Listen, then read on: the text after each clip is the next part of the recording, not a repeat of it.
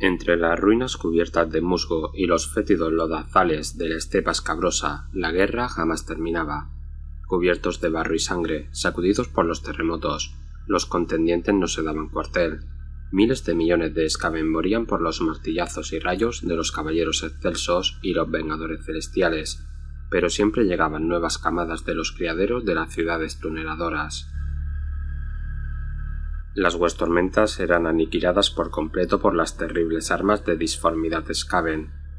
La lucha se prolongó tanto que hubo que enviar más y más cámaras, algunas de las cuales ya habían caído en esa batalla y habían sido reforjadas. Los guerreros reforjados luchaban con aún más ahínco, con el creciente odio hacia los hombres rata relampagueando en sus ojos. El Lord Celeste Parakis reclamó como puesto de mando los restos semi-inundados del castillo de la Vana Esperanza, desde donde salían partidas de refuerzo cada día para tratar de conquistar la estepa. Había descubierto a las malas que el coste de asaltar un motor parásito era demasiado alto. Lograron derribar uno, un constructo inmundo que parecía una gigantesca pulga con cola de rata.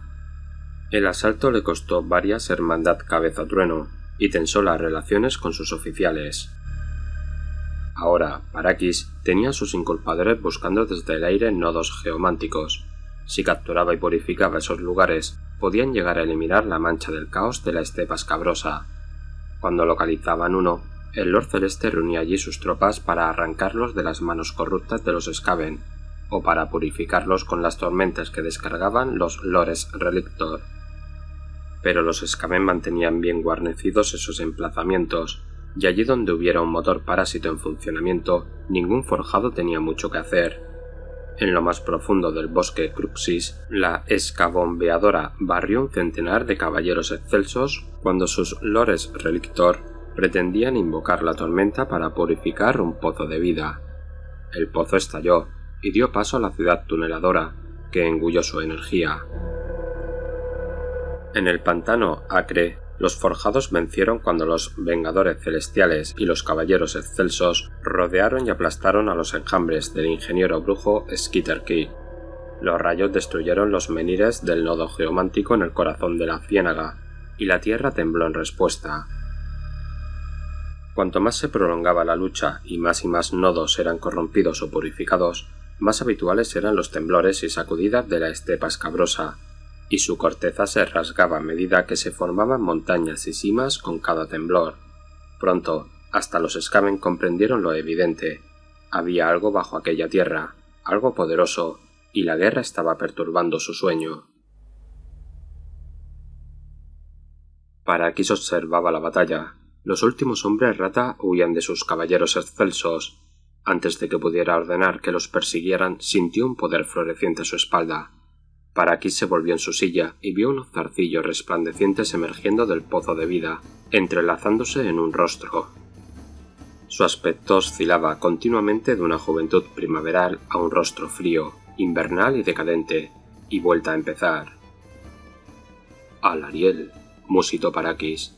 La efímera aparición le dirigió la mirada, con sus rasgos atrapados en un cambio constante. «Tan solo un eco», replicó. «Pues mi verdadera forma se encuentra muy lejos de aquí, pero he sentido la inquietud de esta tierra, he sentido su dolor. Bajo tus pies duerme Behemat, titán del mundo zodiacal, el gigante sideral. Los nodos geománticos que buscas son los núcleos de su energía corporal, sus centros neurálgicos. Tu dios rey te mandó a purgar la huella del caos de esta tierra, pero temo que llega tarde». El rostro de Alarielle se entristeció, y luego se contorsionó de furia. Grande es ya el daño causado por los poderes oscuros al querido Behemat. Las lágrimas brotaron de las zarzas como gotas de rocío. El dolor de Alarielle era una fuerza palpable. El titán del mundo no debe despertar de su letargo convertido en títere del rey de tres ojos. Si no puedes evitarle ese destino, pequeño jinete de la tormenta, no hay nada más que hacer. Debes matarlo. La guerra en la estepa era desesperada y las sacudidas de Behemat crecían. Una falla rodeaba la silueta del gigante y expulsaba chorros de podredumbre que inundaban acres en derredor. Cuando el titán del mundo crujía sus nudillos, surgían montañas. Sus gemidos de dolor acallaban la tormenta de Sigmar. Por doquier la tierra temblaba, las ruinas se derrumbaban, y bravos guerreros eran engullidos por grietas que se abrían a sus pies. Espoleado por la advertencia de Alariel, el Lord Celeste Parakis lanzó un ataque con todas sus fuerzas, como no se había visto desde los primeros días del conflicto. Cada cámara marchaba con sus Lore Relictor, armados con la sombría determinación de purificar con sus rayos todos los nodos geománticos o morir en el intento. En más de una ocasión lograrían ambas cosas. Al adivinar las intenciones del enemigo, los Skaven prepararon una respuesta. El señor Alimaña, alma roedor, dio instrucciones de tomar todos los nodos que quedaban y fortificarlos, advirtiendo que las consecuencias del fracaso en esta empresa serían inimaginablemente horribles. La furia tectónica que azotaba la Tierra cobró un alto precio en motores parásito. Varios quedaron destruidos bajo desprendimientos de roca, otros acabaron en el fondo de simas que se formaron repentinamente. Pero los supervivientes perseveraban, y en medio de terremotos infernales, grandes enjambres de Skaven se lanzaban contra los forjados y envenenaban un nodo geomántico tras otro. Millones de Skaven caían al abismo que se abría a sus pies, y los forjados atacaban con fuerzas renovadas, pero las ratas seguían luchando. Lo único que quedaba por reclamar por ambos bandos eran las cimas de Torcrania. El señor de la guerra, Hakfan, se encaramó a un peñasco cubierto de musgo y ordenó la carga. Luego se burló en silencio de sus esbirros. Se abalanzaban en grandes oleadas sobre el enemigo que esperaba junto al lecho del río, mientras él quedaba convenientemente a salvo en su púlpito. El señor de la guerra agitaba la cola mientras observaba a sus tropas inundar el tembloroso campo de batalla. Había muchas cosas de la tormenta, y sus disparos de energía contra los Skaven hacían estremecer al señor de la guerra. Hakfan renegó entre dientes cuando el suelo inestable dio una sacudida, y una nueva grieta se abrió para tragarse a forjados y Skaven sin distinción. Sus esbirros se derramaban hacia adelante, impulsados por un torrente de refuerzos. El señor de la guerra, Hakfan, lanzó un chillido de júbilo al ver cómo la vanguardia del clan Morse se precipitaba sobre el enemigo con tanta inercia que las primeras filas de cositas de la tormenta quedaron sepultadas bajo la avalancha de Skaven. Había llegado la hora de lanzar el verdadero ataque, el que haría que Hakfan y sus alimañas rompieran el flanco enemigo. Serían los clanes Verminus los que conquistarían las relucientes geodas que los forjados defendían, y no los malditos Skrirre. Sería él quien reclamaría el nodo y tornaría su verde resplandor en oscura contaminación, y no los ingenieros brujos. Halfdan lanzó su espada al tiempo que la segunda oleada de alimañas formaba alrededor de su estandarte personal y se preparaba para el avance. Ese día la victoria llevaría el nombre del señor de la guerra, Halfdan. Alrededor de Torcrania y a lo largo de la orilla del río Nautilac, el último acto de batalla por la estepa escabrosa acababa de empezar. Millones de Skaven avanzaban contra impertérritas filas de forjados en la tormenta, que no sumaban cada una más de un par de centenas. Con un temblor de la tierra, los últimos cargantes dejaron sus barriles de cerveza y marcharon a la guerra, convencidos de que era la señal de que su gran sire iba a comandarlos de nuevo a la batalla. Las descomunales criaturas atacaban indiscriminadamente a un bando y al otro, tomando en estampida el campo de batalla iluminado por la tormenta. Las legiones de los dioses oscuros redoblaron sus esfuerzos ante el caos que se desató a su alrededor. Hasta el momento, las hordas adoradoras de Nurgle se habían contentado con librar solo batallas de su interés sobre la estepa escabrosa, pero su dios le guardaba otra tarea en el gran ombligo. Pero ahora los putrefactores y las manadas de bestias destinaban parte de sus tropas a contener a los guerreros de Sigmar. Papá Nurgle y Archaon pretendían corromper el último nodo geomántico puro que quedaba para que, cuando Behemoth despertara, lo hiciera al servicio del caos. A la cabeza de sus hombres, en un gran asalto a través de los pilares de Geostasis, Lord Parakis luchaba con furia. A su alrededor, sus caballeros excelsos cortaban y aplastaban, masacraban y aniquilaban hasta rodearse de montañas de Skaven exánimes. Los inculpadores descendían hasta su posición para recibir instrucciones apresuradas y volver a perderse en la oscuridad de los cielos. En las alturas, la tormenta de Sigmar se desató de nuevo, Una sibilante lluvia de plata se precipitó desde las nubes electrificadas para revigorizar a los forjados en la tormenta en esa última lucha. A este convulso escenario llegó Amorfo Putrenacido. Transportado por la nefanda magia del enjambre, se aventuró a través del portal de corazón llameante para llegar a la estepa escabrosa.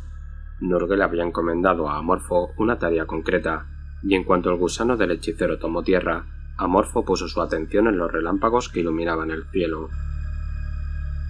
Mientras su apestosa montura cruzaba la tierra yerma y destrozaba para unirse a la refriega, Amorfo Putrenacido mandó sus queridas moscas infernales a los cielos, no sin antes susurrarles instrucciones precisas. Volaron las criaturas, arremolinándose en enjambres por encima de la encarnizada pelea, para llegar a los nodos geománticos de la estepa. Llegadas a su destino, se concentraron en nubes y se cernieron sobre los lugares que los forjados en la tormenta acababan de corromper, para impregnarlos de podredumbre. En un abrir y cerrar de ojos, los esfuerzos de las tormentas quedaron en nada. Amorfo pretendía infectar al titán del mundo con su plaga de atrofia, y asegurarse así de que el dios bestia despertaba dócil y listo para someterse por completo a Archaon. Ignax ya le pertenecía. Si podía esclavizar a Behemoth junto a ella, Archaon poseería un poder sin igual. Pero sin que Amorfo Putrenacido lo supiera, algo lo había seguido a través del corazón llameante. El Celeste Supremo también había llegado a la estepa escabrosa, y junto a él el caballero cetrero Tornus. Ahora, esos dos poderosos guerreros sobrevolaban ojo a visor la desesperada batalla que se perdía en el horizonte. El Celeste Supremo se perdió en la oscuridad como un cometa en el firmamento, dedicado a una sagrada misión encargada por Sigmar. En cambio, la ruta de Tornus lo llevó al crisol del combate, siguiendo el hedor de su presa. Atravesó la estepa escabrosa como una centella por encima de las filas enzarzadas de forjados y Skaven. Mientras esquivaba el garrote de un gargante, Tornus divisó al monstruoso gusano de Amorfo, dejando un reguero de vómito en medio de la batalla. Ocultándose tras una tribu de gargantes, el caballero cetrero cargó una flecha electrizada en su arco. No muy lejos, su objetivo luchaba junto a otros seguidores de Nurgle, exhortándolos a derrumbar un muro de escudo de los caballeros excelsos. Tornus tensó el arco, con la flecha celestial apuntando al corazón de Amorfo, pero, antes de que pudiera disparar, un bulto chillón chocó contra él y lo derribó. El caballero cetrero se estrelló contra el suelo, y sintió como éste se desmoronaba. Encima de él tenía un Skaven con una elaborada armadura. El señor de la guerra, Hakfan, mostró su dentadura amarillenta mientras alzaba su cuchillo de sierra dispuesto a matar.